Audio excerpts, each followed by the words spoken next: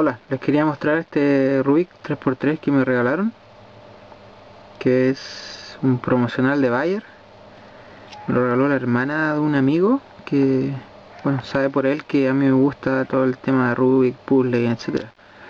Este es marca Rubik, como van a poder ver ahí el logo Rubik con un cubito 3x3. Y es al parecer un tema de soluciones Bayer para el tema de veterinaria. Acá sale un cerdito, acá está el logo Bayer, acá salen tres animales, una res, un cerdo y una oveja, al parecer, una gallina, etcétera. Así que está está bien bonito para la colección. Lo voy a abrir ahora para ver qué tal.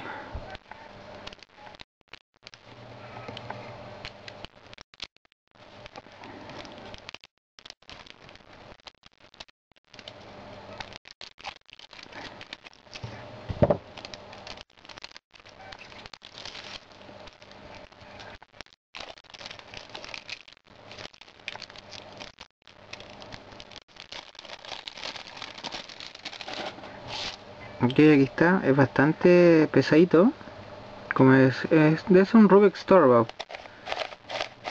Sí, se mueve como un Rubik Storybook, pero está súper bonito para la colección. Nunca había visto uno así, un promocional de Bayer, así que está simpático, entretenido y súper buen regalo.